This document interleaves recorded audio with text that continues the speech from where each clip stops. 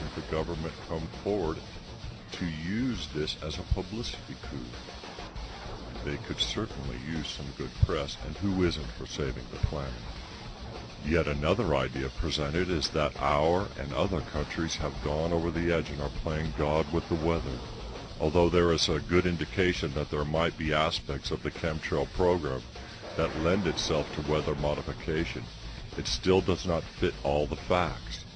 In fact, if changing the weather via chemtrails were the answer, why the secrecy, the lies, the cost which must run annually into the billions of dollars worldwide? Why, then, would the government feel it necessary to add harmful desiccated red blood cells to the mix? Cloud seeding has been successfully demonstrated using silver iodide particles since the 1950s. If changing the weather were the reason, why are there no harmless silver particles showing up in the lab test and in the resonant imaging? Again, this appears to be yet another lie unleashed upon chemtrail researchers to get them thinking and looking the other way.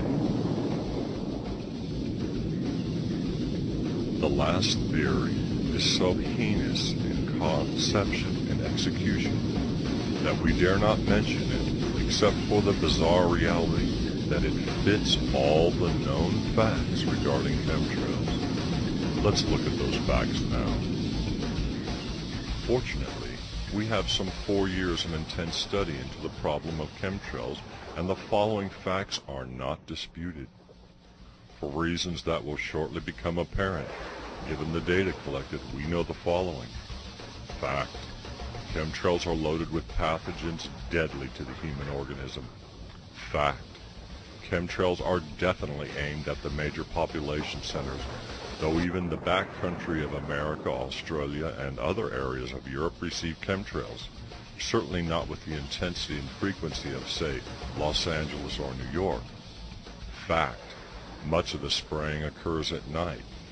Fact: chemtrails contain various heavy metals such as titanium, aluminum, barium salts, and other toxic metals. Fact: most of the spraying is carried out by NATO air forces in their respective countries.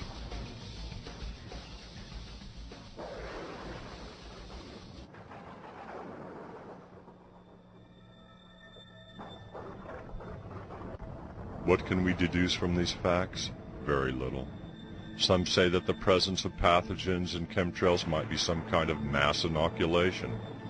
Health professionals dispute this view by revealing that the fact that an overburdened immune system constantly fighting multiple infection vectors, coupled with dozens of varying types of harmful viruses and bacteria, causes the immune system to actually become less effective, making it, over the long term, unable to fight off even the most common of infections, colds, and flus. This perception fits with the experiences we have all been feeling over the last few years. Listlessness, depression, a weakened health system, aching joints, reaction to airborne particles, and so on. The theory of mass immunization, also disputed by microbiologists, who say that you cannot vaccinate against bioterrorism, as there are far too many possible millions of potential strains and variants that can be quickly made up, making vaccination moot.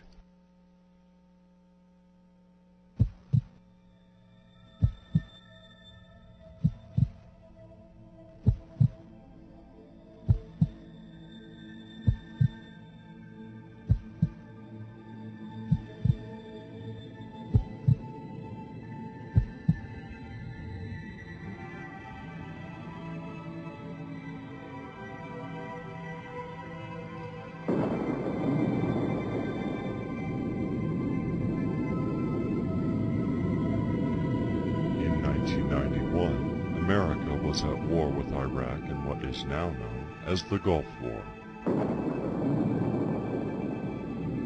Archival satellite images of the period clearly show a dedicated spray program against Iraqi soldiers, who have reported the same symptoms then as many Americans are now reporting: dizziness, allergic reactions never before experienced, shortness of breath, a lethargic, depleted feeling of hopelessness, as can be seen two pictures shown here, whatever was aimed at the soldiers of Iraq in 1991 is currently being aimed right now at millions of people each and every day across the globe.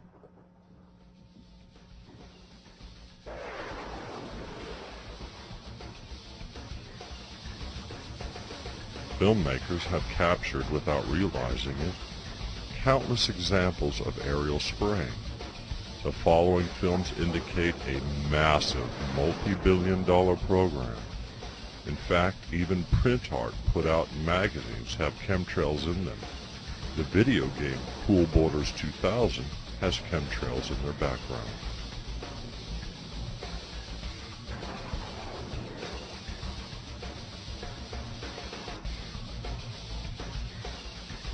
Researchers have gone to great lengths to contact dozens of senators and congresspersons, as well as the military, to no avail. In addition to seeking out answers from our elected leaders, which have proved fruitless, there exist petitions signed by thousands of people worldwide, which have been sent to various government leaders. These petition signers include scientists, school teachers, police officers. Veritably every profession and discipline has observed this phenomenon and has demanded answers. None so far are forthcoming. Again, the government's response to this has been silence or denial that chemtrails exist, the usual answer being that these are normal contrails.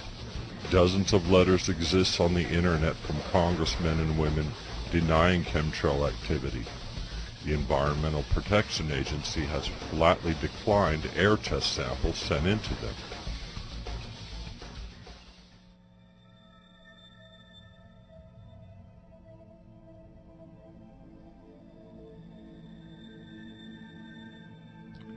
Chemtrails affect everything and everyone on the planet. The materials present in chemtrails can be found in our water tables, our hair, the clothes we wear, the food we eat. We must now know just what is going on in our skies and why. The government, your government, is blatantly lying about its spraying at citizens. Many feel that chemtrails are in reality a binary population elimination weapon. Stage 1 of this weapon is to pass various pathogens into the human body.